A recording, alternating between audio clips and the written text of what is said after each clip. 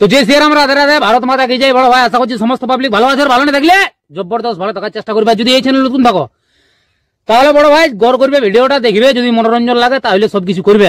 তো পরিষ্কার গল্প। তো কাকা তুমি ইন্ট্রো লাগাও, সেই লেভেলের video. Namaskar. Welcome to my YouTube channel, Vivek Status Editing. please one like and one comment. Please support and share your friends. Review.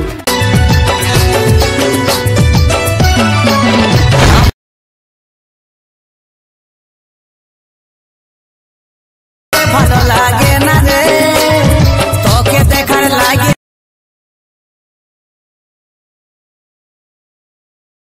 প্রেমের ঘন্টা এই মনে বাজে প্রেমের ঘন্টা। হ্যালো গাইস, আজকে যে প্রিভিউ স্ট্যাটাস ভিডিওটা দেখলেন, এরকম নিজের ফটো দিয়ে কিভাবে স্ট্যাটাস ভিডিও এডিটিং করবেন সেটা শেখার জন্য ভিডিওটা পুরো শেষ পর্যন্ত দেখবেন, না স্কিপ করে। এরপর অ্যাডমিশনটা ওপেন করে নেবেন।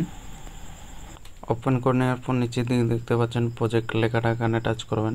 দিয়ে এখানে ফটো অ্যান্ড পিএনজি, বিটমার্ক, সং, ইফেক্ট, এই তিনটি লিঙ্ক ভিডিও নিচে ডিসক্রিপশানে দেওয়া থাকবে, সেখান থেকে আপনারা ইনপুট করে নেবেন আপনাদের অ্যাডমিশনে। এরপর প্রথমে আসবেন ফটো অ্যান্ড পিএনজিতে। আসার পর এখানে টাচ করবেন, দিয়ে এখানে সিলেক্ট অল লেয়ার্সে টাচ করে সিলেক্ট অল লেয়ার্স করে নেবেন। দিয়ে আবার এখানে টাচ করবেন, দিয়ে এখানে কপি ফর লেয়ার্স লেখাতে টাচ করে কপি করে নেবেন। এরপর ব্যাকে চলে যাবেন। ব্যাকে যাওয়ার পর এখানে বিটমার্ক সঙ্গে আসবেন। আসার পর এখানে টাচ করবেন, দিয়ে এখানে পেস্ট ফর লেয়ার্স লেখাতে টাচ করে পেস্ট করে দেবেন। ফটো অ্যান্ড পিএনজি সিলেক্ট হয়ে যাবে, দেখতে পাচ্ছেন। এরপর ইফেক্ট আনবো, ইফেক্ট আনার জন্য ব্যাকে চলে যাবেন। ব্যাকে যাওয়ার পর এখানে ইফেক্টে আসবেন।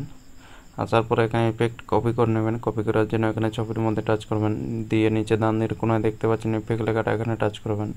এরপর নিচে বাঁ দিকে দেখতে পাচ্ছেন 3 ডট, এখানে টাচ করবেন। দিয়ে এখানে কপি ইফেক্ট লেখাতে টাচ করে কপি করে নেবেন। এরপর ব্যাকে চলে যাবেন। ব্যাকে যাওয়ার পর এখানে বিটমার্ক সঙ্গে আসবেন। আসার পরে এখানে ছবির কাছে আসবেন। দিয়ে এখানে ছবির মধ্যে টাচ করবেন। দিয়ে নিচে ডান দিকের কোণায় দেখতে পাচ্ছেন ইফেক্ট লেখাটা, এখানে টাচ করবেন। এরপর নিচে বাঁ দিকে দেখতে পাচ্ছেন 3 ডট, এখানে টাচ করবেন। দিয়ে এখানে পেস্ট ইফেক্ট লেখাতে টাচ করে পেস্ট করে দেবেন। ভিডিও একদম কমপ্লিট হয়ে যাবে, দেখতে পাচ্ছেন। এরপর ভিডিও কমপ্লিট হয়ে গেলে ভিডিও সেভ করে নেবেন। সেভ করার জন্য উপরে দেখতে পাচ্ছেন ডান দিকের কোণায় তীর চিহ্নটা, এখানে টাচ করবেন। দিয়ে নিচের দিকে দেখতে পাচ্ছেন এক্সপোর্ট লেখাটা, এখানে টাচ করে ভিডিওটা সেভ করে নেবেন।